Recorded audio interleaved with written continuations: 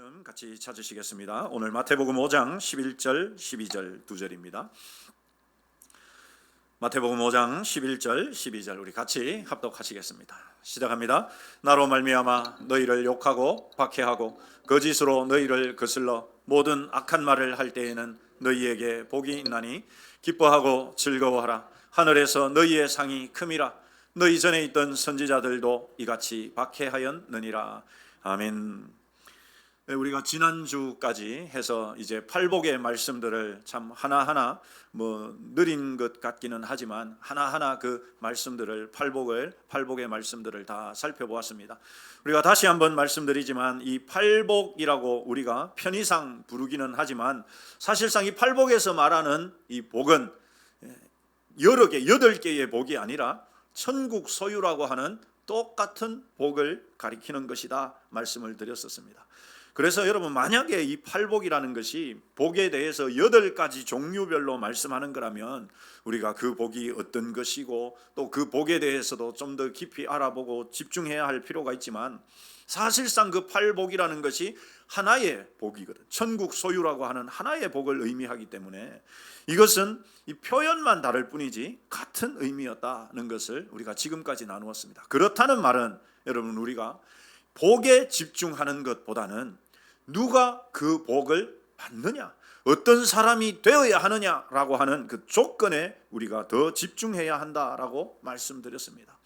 그래서 사실상 이 팔복의 핵심이라고 하는 것은 그리스도인으로서 반드시 갖춰야 할, 그리스도인이라면 갖춰야 할 이 성품이다, 이렇게 말씀을 드렸습니다. 여러분, 8가지의 이 복들, 심령이 가난하고 애통하고 온유하고 의에 줄이고 목마르고 긍휼히 여기고 마음이 청결하고 화평하게 하고 의를 위하여 박해를 받는 이런 것들, 우리가 늘 다 매일매일 잊지 않고 살아가야 할 정말 중요한 내용들이다. 그래서 이 가르침을 우리가 정말 남은 평생 동안 이 말씀의 가르침을 내 삶에서 잊지 않고 살아가는 그런 저와 여러분이 되시기를 소망합니다. 여러분, 그래서 우리가 쉽게 그렇게 말하죠. 예수님 믿으면 천국 갑니다. 예수님 믿으면 구원받습니다. 그런데 이 팔복을 근거로 해서 그 말씀을 우리가 살펴보자면, 이 예수님 믿으면 천국에 갑니다, 구원 얻습니다라는 말을 현미경으로 우리가 자세하게 들여다보면, 이 팔복에 의하자면 예수님 믿는다는 말을 이 현미경으로 이렇게 상세하게 들여다보면 이 8가지의 심령이 가난하고 애통하고 화평하게 하고 이러한 8가지의 것들이 그 안에 녹아 들어 있다라는 사실입니다. 그래서 예수님 믿는 그 믿음을 어떻게 증명하는데? 그러면 내 삶에서 이 8가지가 성품으로서, 그리스도인의 성품으로서 드러나야 한다라는 의미가 되겠습니다. 여러분, 우리 오늘 이 말씀 제목 같이 한번 읽어보시죠. 시작합니다. 너희에게 복이 있나니. 여러분, 이 제목만 보면 정말 가장 좋은 이 설교 제목 아닐까, 이보다 더 좋은 설교 제목이 있을까 싶습니다. 너희에게 복이 있나니. 그럼 그렇지 않습니까? 이보다 더 좋은 설교 제목 따져보면 있기야 하겠지만, 그럼 얼마나 좋은 말씀 아닙니까?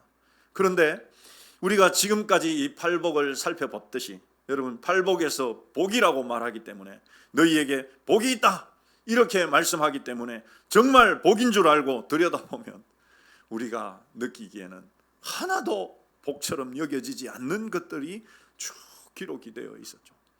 오늘 우리가 나누고자 하는 말씀도 여러분 마찬가지입니다.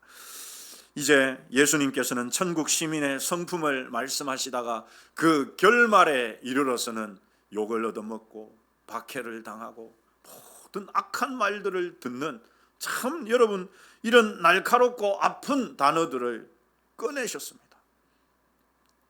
복이 있다고 말씀하시는데 욕을 얻어먹고 박해를 받고 거짓말로 나에게 누명을 뒤집어 씌우고. 여러분, 우리는 여호와는 나의 목자시니 내게 부족함이 없으리로다. 평안을 너희에게 주노니, 또는 수고하고 무거운 짐진 자들아 다 내게로 오라, 내가 너희를 쉬게 하리라. 여러분, 이런 말씀들은 참 거부감이 없습니다. 그렇지 않습니까? 우리가 참 좋아하는 말씀들이에요. 그런 말씀들은 부담이 되지 않습니다. 전혀 거부감이 없습니다. 그런데 본문은 이런 뉘앙스와는 전혀 다른 내용을 담고 있죠. 우리 한 번 더 같이 읽으시죠. 시작합니다. 나로 말미암아 너희를 욕하고 박해하고 거짓으로 너희를 거슬러 모든 악한 말을 할 때에는 너희에게 복이 있나니. 그렇습니다. 여러분. 누가 복 있는 사람이냐? 누가 복 있는 사람이냐? 욕을 얻어먹을 때, 박해를 받을 때, 두들겨 맞고 갇히고 심지어 죽임을 당하기도 하고, 거기다가 거짓으로, 그러니까 내가 하지 않았는데 내가 한 것처럼 사람들을, 거짓 증인들을 세워가지고 그렇게 나에게 모함하고 뒤집어 씌우고, 여러분 얼마나 속 터지고 분하고 화가 나는 일이 아니겠습니까? 그런데 주님은 이것이 복이 있다, 복이 있다, 이렇게 말씀합니다. 이 말씀 정말 여러분 참 어렵습니다. 부담이 됩니다. 여러분 옆 사람에게 한번 물어보십시다.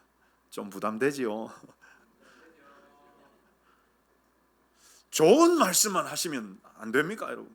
아니 예수님 믿으면 내가 잘 되려고 예수님 믿었지 내가 이런 일 당할 거라고는 생각도 못했는데, 이렇게 말씀하시니까 내가 이러려고 내가 예수님 믿나 싶은 말씀들입니다. 사실 여러분 우리가 지금까지 살펴봤던 이 팔복에 관한 말씀들 하나하나도 다 마찬가지였습니다. 이 말씀은 해석하기에 따라서 앞에까지 우리가 살펴봤던 팔복과 연결돼서 또 하나의 복을 말씀하기 때문에 이 팔복이라고 하면 안 되고 구복이라고 해야 된다, 이렇게 해석하는 이 성경학자들도 있습니다. 너희에게 복이 있나니, 이 표현이, 여러분 이 표현이 지금까지 뭐뭐한 자는 복이 있나니라는 이 팔복의 그 구절과 비슷하기 때문에 이 팔복이 아니고 실제는 이 11절 말씀까지 넣어서 구복이라고 해야 된다, 이렇게 주장하는 분들도 있습니다. 또 다른 해석 중에는 이것은 이 내용적으로 보면 완전히 팔복과는 형식도 구조도 좀 많이 다르기 때문에 전혀 다른 내용으로 봐야 한다, 이렇게 보는 분들도 있습니다. 그런데 여러분 가장 좋은 해석은 이 팔복과 밀접한 연결이 있되 팔복의 결론으로 이 구절을 보는 것입니다. 너희에게 복이 있나니라는 구절은 분명 이 팔복을 설명하는 구절과 유사성이 있습니다. 그러나 그렇다고 구복으로 보기에는 또 분명히 그 앞의 내용들과는 엄연하고 뚜렷한 차이도 있기 때문입니다. 그래서 이 본문은 마지막 10절에 의를 위하여 박해를 받는 자와 내용면에서 이 박해라는 공통 분모를 갖고 있기 때문에 우리는 이 11절과 12절을 10절의 결론이면서 이 팔복 전체의 결론으로 이 11절과 12절을 보고자 합니다. 여러분 이런 이 결론을 가리켜서 이중결론이라고 말합니다. 10절에 대한 결론이면서 팔복 전체를 이 결론 내려주는 것이다. 그래서 11절과 12절은 그렇게 이중결론으로 우리가 오늘 함께 나누고자 합니다.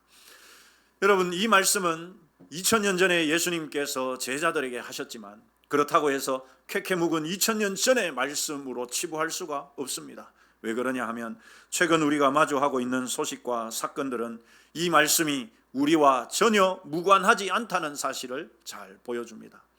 여러분 지난 2004년에 이런 일이 한번 있었습니다. 영국에서 있었던 일인데요. 이사벨 스프루스라고 하는 이 기독교 자원봉사자입니다. 이분이 그 낙태 클리닉 그 앞에서 뭐 말을 외치지도 않았습니다. 그냥 이렇게 여러분 속으로 가만히 서서 소리 내서 기도한 것도 아니에요. 속으로 기도했다는 이유로 경찰에 체포되었습니다. 물론 이제 법정에서는 무혐의로 무죄 판결을 받기는 했습니다만은 여러분 아마 이와 비슷한 유의 사건들을 들어보셨을 거예요. 이 사건은 현대 사회가 기독교적 가치관을 품고 있다는 것만으로도 얼마나 적대적일 수 있는지를 단적으로 보여주는 사건입니다. 거기서 뭐 낙태를 반대합니다 외친 것도 아니에요, 여러분. 소리 내서 기도한 것도 아닙니다. 그냥 속으로 조용히 그 앞에서 기도하면서 있었는데 경찰에 의해서 체포돼. 물론 누군가가 신고를 했겠죠. 본문은 바로 이런 세상을 살아가고 있는 우리에게 주시는 주님의 위로이자 선포입니다. 여러분, 팔복의 흐름을 보면 6절에서 의에 줄이고 목마른 자는 이 내면의 갈망을 경험하죠. 6절에서 나왔던 의에 줄이고 목마른 자라는 말에는 이 내면적인 의에 대한 그 갈망을 드러났었습니다. 그것이 10절에서 그 갈망이 삶으로 나타나면 의를 위하여 박해를 받는 자가 되는 것이죠. 그리고 이제 11절, 12절은 그 박해의 한복판에 서 있는 사람에게, 그 박해라고 하는 그 혹독한 상황 가운데 있는 이들에게 주시는 직접적인 약속입니다. 예수님은 말씀하시죠. 우리 한 번 더 읽어보시죠. 11절 시작합니다. 나로 말미암아 너희를 욕하고 박해하고 거짓으로 너희를 거슬러 모든 악한 말을 할 때에는 너희에게 복이 있나니.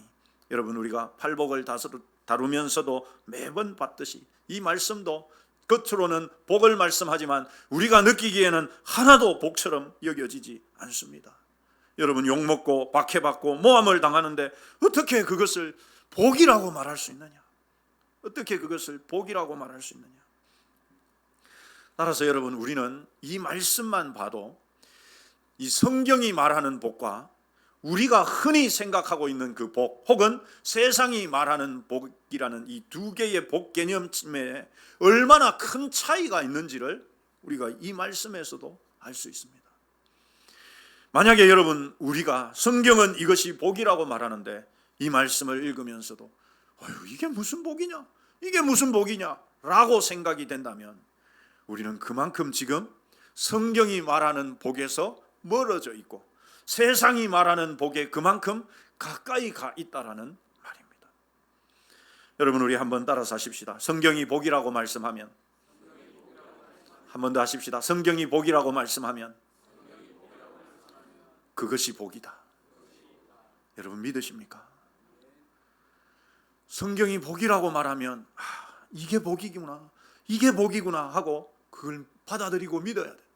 우리가 여러분, 세상적인 복에 얼마나 물들어 있고 거기에 얼마나 가까이 다가가 있으면 이런 말씀을 읽을 때 이게 무슨 복이고, 예수님 믿으면 진짜 복 받는 줄 알았는데 그 복이 아니네, 이렇게 된다면 여러분, 그것은 성경이 잘못된 것이 아니라 누가 잘못된 것입니까?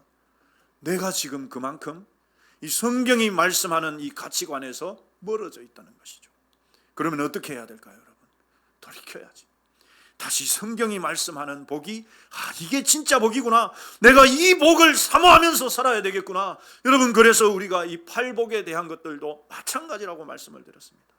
우리가 겉으로 보면은 세상 사람들이 보기에는 바보들이가 저게 무슨 복이고 할 만한 것들을 성경은 복이라고 말하기 때문에 내가 이게 정말 복이구나 라고 믿지 않으면 여러분, 우리는 그러한 삶에 다가갈 수조차 없다는 것이죠. 정말 말씀이 이것을 복이라고 할 때 그래, 이게 복이구나, 내가 이 복을 사모해야지, 그렇게 하지 않으면 여러분, 교회 다니는 것 때문에, 신앙 때문에 욕을 먹을 상황이 오고 따돌림을 당할 상황이 오고 이런저런 크고 작은 박해를 받을 상황이 되면 어떻게 될까요? 도망가 버립니다. 회피합니다. 타협합니다. 교회 안 다니는 척 하게 되죠. 과연 예수님을 믿는 사람이라고 할 수 있느냐? 그것이 우리가 지금까지 다루었던 이 성경의 가르침인 것입니다.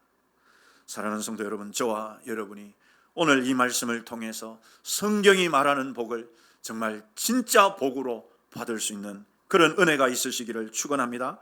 여러분, 이 말씀에서 우리가 박해받는 그 이유를 분명하게 알 수 있습니다. 왜 우리가 박해받느냐?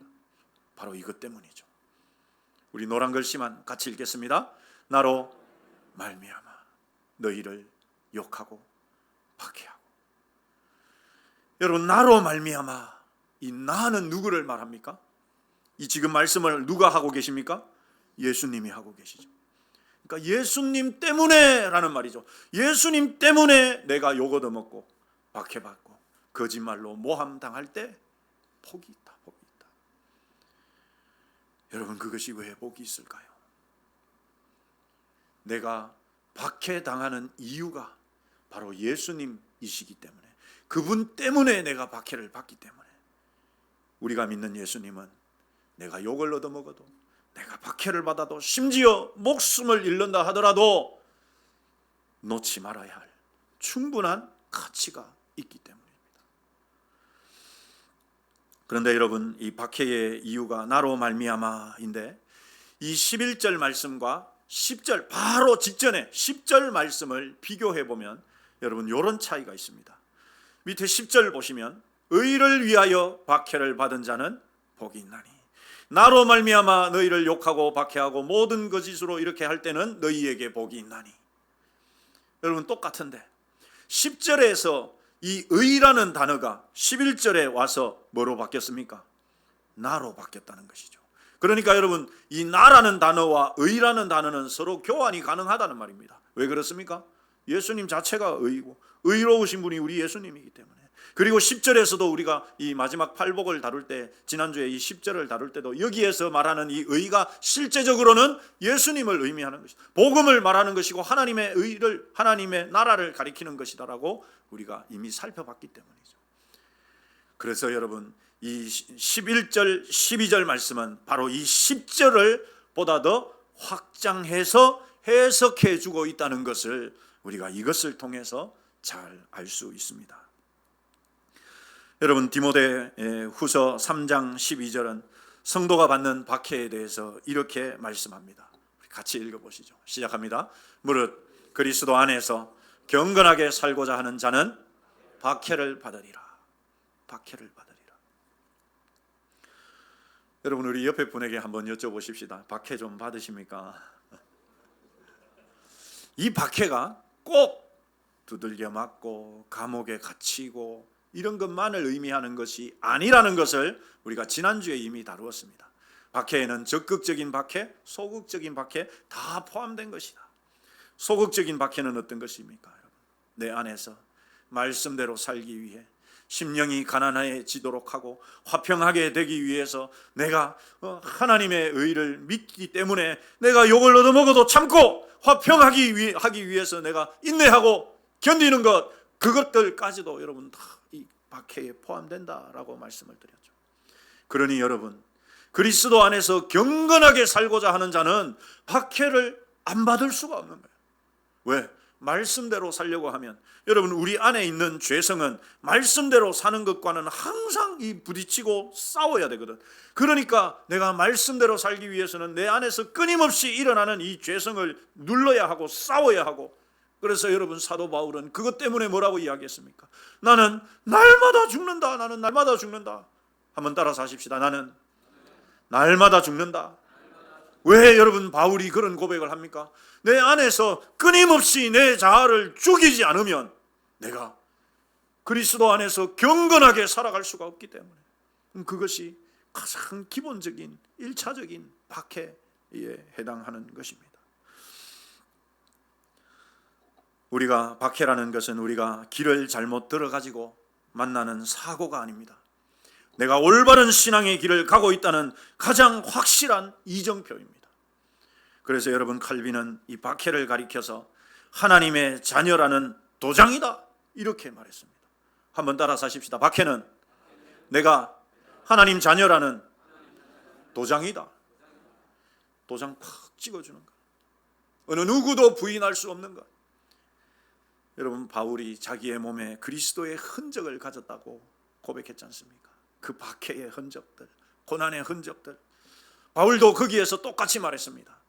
아마 사도 바울이 고린도전서 11장에서 이야기했던 그 숱한 박해의 흔적들이 몸에 흉터로 남아있는 그것을 1차적으로 말했을 거예요. 그런데 그 말 이후에 보면 이 일은 고사하고, 그 말은 내가 예수님 때문에 매를 맞아서 생긴 흉터들, 내 몸의 그 흔적들, 그것들보다 더 큰 것이 뭐냐? 날마다 내 속에서 교회를 위해서 염려하는 것들이다. 그것이 실제적인 그리스도의 흔적이라고 바울이 말한 것처럼 여러분, 내가 예수님다운 사람으로 살아가기 위해서 몸부림칠 때 내 안에 생겨나는 그 생채기들, 그것이야말로 내가 진짜 그리스도인이라는 확증표다. 사랑하는 성도 여러분, 하루를 살아가면서 정말 그리스도인답기 위해서 몸부림치고 계십니까? 내가 최소한 그것을 인식이라도 하면서 살아가고 계십니까? 여러분, 칼빈의 말처럼 박해는 하나님의 자녀라고 하는 표시가 됩니다. 이것이 없이는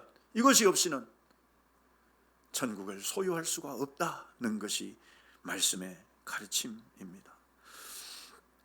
마치 금이 용광로를 거쳐야만 불순물이 제거되듯이 박해는 우리 믿음의 불순물들을 다 태워버립니다. 금광석이 뜨거운 불길을 견디는 이유는 파괴되고 살라져서 사라지기 위함이 아니라 순금이 되기 위함입니다. 박해는 마찬가지로 내 안에 남아있는 나를 태우고 그리스도만이 남게 만드는 재련 과정이다. 고난이라는 칠흑 같은 밤이 되어야만 비로소 성도의 신앙이 찬란하게 빛이 날 수 있습니다. 여러분, 낮에도 똑같이 별들은 있지 않습니까? 그런데 낮에는 그 별들을 우리가 볼 수가 없어요. 대낮의 풍요로움 속에서는 그것이 드러나지 않는다는 것입니다. 그런데 박해라고 하는 칠흑 같은 어둠이 찾아오면 비로소 누가 진짜 별인지가 비로소 드러나게 된다는 것입니다. 그런데 참 우리 주님은 참 매정하신 것 같아요. 그렇게 박해를 당하면 내가 힘줄게, 내가 위로해 줄게, 내가 같이 있어 줄게, 아니 그 박해하는 놈들 내가 싹 다 없애줄게, 이렇게 말씀하시면 좋은데 우리 주님 뭐라고 말씀하십니까? 같이 읽어보십시다. 시작합니다. 기뻐하고 즐거워하라. 여러분, 참 고난 가운데 있을 때, 내가 정말 박해 가운데 있을 때 이 말씀이 여러분 위로가 되겠습니까? 모르겠습니다. 저는 하나도 위로가 안 되더라고요. 아니, 내가 지금 죽을 지경인데 어떻게 내가 기뻐하고 즐거워할 수 있나? 주님, 어떻게 이런 말씀을 하십니까? 마음이 찢어지고 녹아나고 속에는 억울하고 분하고 화가 나고 나도 막 갚아주고 싶고, 그런데 어떻게 기뻐하고 즐거워할 수 있습니까? 주님 참 무정하십니다. 매정하십니다. 가혹하십니다. 그런 고백이 여러분 되더라고요. 기뻐하고 즐거워라. 여러분, 정말 힘든 상황에 기뻐하고 즐거워할 수 있습니까? 쉽지 않습니다. 어쩌면 불가능할 수도 있습니다. 게다가 여러분, 여기에 기뻐하고 즐거워하라는 표현이 그 원어의 의미가요, 그냥 아유 그래 기뻐하고 즐거워해야지 하고 이렇게 속을 다스리는 정도가 아닙니다. 막 아이가 자기가 원하는 선물을 아빠가 탁 사줬을 때 와! 이렇게 하라는 거예요. 이렇게 벌쩍벌쩍 뛰면서 와! 좋아하는. 여러분, 누가 보면 지금 미쳤다고 안 하겠습니까? 예?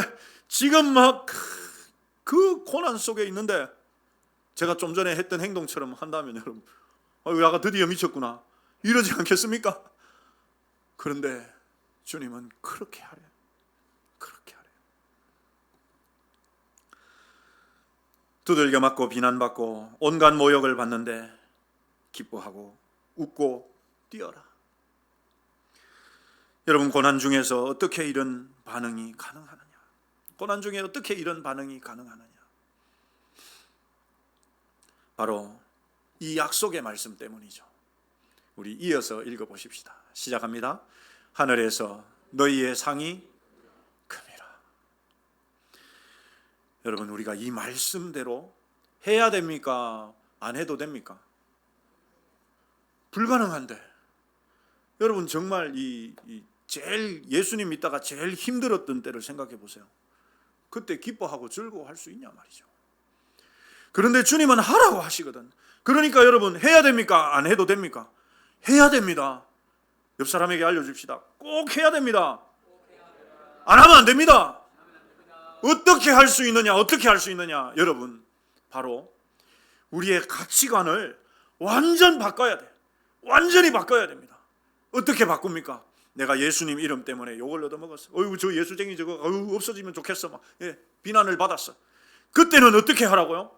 기뻐하고 즐거워하래요. 왜 기뻐하고 즐거워하느냐? 바로 이것 때문에. 하늘에서 너희 상이 어떻다고요, 여러분? 어떻대요? 요만하다고요? 크다고. 여러분, 천국에서의 상이 다 똑같지 않다는 것을 우리가 이 말씀에서 알 수 있습니다. 그죠? 크다는 말은 작은 상도 있다 없다? 있다는 말입니다. 그런데 주님의 이름 때문에 내가 욕을 얻어먹고 매를 맞고 혹은 모함을 당할 때, 그때는 여러분 하늘에서의 상이 어떻게 된다고요? 크다는 거죠. 그러니까 이걸 믿어야 된단 말이에요. 이걸 확신해야 된단 말입니다. 그냥 대충 뭐 크겠거니 뭐 가면 뭐 상이 있다 하던데 뭐 있는지 없는지는 뭐 가봐야지 알지 뭐, 이게 아니고 진짜 상이 있다. 우리가 그 상을 위해서 살아가는데 내가 예수님 이름 때문에, 복음 때문에, 신앙 때문에, 하나님 나라 때문에 고난을 당하면 상이 크구나. 이걸 내가 잊지 않고 있으면, 그걸 절대 잊어먹지 않고 있으면, 그래서 그 상을 바라보면서 살아가면 고난을 당할 때 하나님이 내 상을 크게 준비해 두셨겠구나. 그것이 기쁨이 되라는, 그게 기쁨이 되라는. 로마서 8장 18절에서 사도 바울 이렇게 고백했습니다. 같이 읽어보시죠. 시작합니다. 생각하건대 현재의 고난은 장차 우리에게 나타날 영광과 비교할 수 없다. 고난은 요만큼 받았는데 상은, 영광은 비교할 수 없이 주어진다. 내가 예수님 이름 때문에 욕을 한번 얻어먹는 것, 그게, 그 고난은 요만한데 거기에 대한 보상은 말로 할 수 없이 크다. 여러분, 그러면 한번 해볼 만하지 않겠습니까? 오히려 누구한테 가가지고 내 욕 좀 해달라고, 내 예수쟁인데 내한테 욕 좀 하라고 하고 싶을 정도로 여기에 대해서 우리가 욕심을 가지고 마음을 가져라 말씀합니다. 이 땅의 고난은 유한하지만 하늘의 상급은 영원합니다. 여러분, 국가대표 선수들이 새벽부터 밤까지 겪는 혹독한 훈련은 고통이지 않습니까? 지금 이제 동계올림픽이 진행되고 있는데 그 국가대표 선수들이 받는 그 훈련의 양이 일반 사람들은 상상을 할 수 없는 정도라 하더라고요. 그런데 여러분, 그들이 그 훈련을 견디는 이유가 뭡니까? 올림픽 시상대에서 그 목에 거는 그 금메달 하나. 그렇다면 저와 여러분이 하늘나라에서 영원히 받을 그 상급을 위해서라면 우리도 여러분 넉넉히 얼마든지 그것을 믿는다면 감당할 수 있지 않겠습니까? 진주는 조개가 이물질로 인해서 생긴 그 상처를 생명력으로 감싸 안을 때 만들어지는 고통의 결정체라고 합니다. 우리의 고난도 천국의 보석으로 바뀔 줄 믿습니다. 그런데 여러분, 이런 박해를 견디고 이길 또 하나의 이유가 있습니다. 우리가 박해를 견딜 수 있는, 예수님께서 우리에게 박해를 견딜 수 있게 해주신 또 하나의 근거, 12절 하반절 말씀, 우리 노란 글씨만 같이 읽겠습니다. 너희 전에 있던 선지자들도 이같이 박해하였느니라. 여러분, 이 말씀이 무슨 말입니까? 나만 그런 고난 받는 거 아니다. 나만 그런 고난 받는 거. 우리 앞에 있었던 믿음의 우리의 선배들도 다 그런 고난과 박해를 견디고 당했다. 여러분, 제가 언젠가 고등학생 때 이제 추석날 그 집안 제사를 없애기 위한 것은 아니었지만 너무도 지내기 싫어가지고 일으킨 반란 사건 한번 말씀드린 적이 있죠. 그래가지고 이제 큰형님께, 20살 차이 나는 큰형님께 집 방에 끌려 들어가가지고 부닥부닥 그런 게 있었는데 마음이 너무 힘들었어요. 그래서 어떻게 하나? 나만 왜 이렇게 힘든 고난을 당하나? 그리고서 월요일 날 학교에 갔는데 그 교회에서 같이 추석날 집에 안 들어가고 같이 장의자에서 같이 잤던 그 친구가 야, 니 괜찮나? 하고 물어보니까 화장실로 가자고 바지를 벗어서 보여주는데 허벅지에서부터 엉덩이까지 시커먼 피멍이 들어있는 3대째 그 뭐라 하죠 그걸? 장손? 네? 독자, 3대 독자. 아버지가 아예 제대로 버릇을 잡으려고 이 미는 밀대 걸레 자루 3개가 부러질 때까지 맞았다. 그래도 끝까지 제사 안 지내겠다고. 여러분, 나 혼자면은 견딜 수 없을 겁니다. 그런데 우리 앞에 있던 선지자들도, 우리 앞에 살았던 신앙의 선배들도 다 그런 고난의 길들을 걸어갔습니다. 이것은 우리가 겪는 고난이 외로운 싸움이 아니라 내가 바로 기독교 역사의 그 정통성이라고 하는 그 줄에 서 있다는 증거가 된다는 말씀입니다. 내가 엉뚱한 데가 있는 것이 아니구나. 내가 진짜 믿음의 그 줄에 서 있는 거구나. 그것을 보여주는 말씀이라는 것이죠. 히브리서 11장 36절부터 38절까지 우리 같이 읽으십시다. 시작합니다. 또 어떤 이들은 조롱과 채찍질 뿐 아니라 결박과 옥에 갇히는 시련도 받았으며 돌로 치는 것과 톱으로 켜는 것과 이런 사람은 세상이 감당하지 못하느니라. 낫지의 타협안을 거절하고 혹독한 고문과 수용소에서 결국 순교의 제물이 되신 디트리 보네퍼 목사님은 고난은 그리스도와 사귀는 가장 깊은 친교의 장소이다 라고 말씀하셨습니다. 우리가 박해를 받을 때 비로소 예수님께서 먼저 가신 그 길을 우리도 비로소 걸어가게 된다는 사실입니다. 사랑하는 성도 여러분, 여는 바람에 저항이 있어야만 하늘 높이 솟구칩니다. 선지자들도 세상의 거센 저항을 타고 하나님께로 그렇게 더 가까이 가셨습니다. 추운 겨울을 이겨낸 나무는 아주 단단한 나이테를 갖게 됩니다. 신앙의 선배들도 박해의 겨울을 지나면서 꺾이지 않는 영적인 강인함을 소유하셨습니다. 폭풍이 오면 작은 새들은 숨기에 바쁘지만 독수리는 오히려 그 폭풍을 타고 저 하늘 높이 구름 위에까지도 차고 올라간다고 하죠. 고난은 성도를 세상에서 그렇게 믿음의 중심으로 끌어올리는 역할을 합니다. 사랑하는 성도 여러분, 세상은 우리를 향해서 손가락질하면서 너희는 실패했다고 말할지도 모릅니다. 그러나 주님은 말씀하십니다. 너희가 복이 있다. 너희가 복이 있다. 오늘 우리가 살펴본 팔복의 결론은 명확하게 말씀합니다. 그리스도인은 세상의 박해를 피하는 자가 아니라 그 고난 속에서 하늘의 상급을 보며 기뻐하는 자입니다. 박해는 우리를 무너뜨리러 오는 것처럼 보이지만 사실은 우리를 더욱 거룩하게, 더욱 단단한 믿음으로 재련하고 정련해 가는 과정입니다. 우리를 선지자들의 영광스러운 행렬에 참여시키기 위한 하늘의 큰 상급을 준비하시는 일입니다. 사랑하는 성도 여러분, 우리는 이 길을 혼자 걷지 않습니다. 히브리서 12장 2절 믿음의 주여 또 온전하게 하시는 이인 예수를 바라보자. 우리 앞서 우리 주님도 그 길을 걸어가셨습니다. 십자가를 앞에 두고도 그 너머에 있는 기쁨을 위하여서 부끄러움을 전혀 개의치 않으셨습니다. 세상이 우리 이름을 더럽히고 우리의 신념을 조롱할 때 우리도 고개를 들어서 우리 앞서 가신 그 주님을 바라보십시다.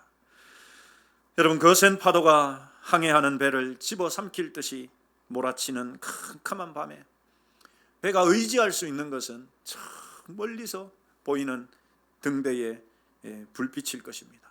그 파도가 높을수록 밤의 흑암이 짙어질수록 등대의 불길은 더욱 뚜렷한 빛을 내게 되고 그 빛이 배들에게는 유일한 소망이 됩니다. 마찬가지로 여러분, 기뻐하고 즐거워하라. 하늘에서 너희의 상이 큼이라. 이 말씀이 그 배들에게 등대의 불빛과 같이 저와 여러분에게 그런 등대의 불빛과 같은 말씀이 되시기를 소망합니다. 그래서 예수님 때문에, 교회와 하나님 나라 때문에, 복음 때문에 당하는 박해를 넉넉히 감당해내고 이겨내는 천국 백성으로 살아가시는 저와 여러분 되시기를 주님의 이름으로 축원합니다. 우리 찬송가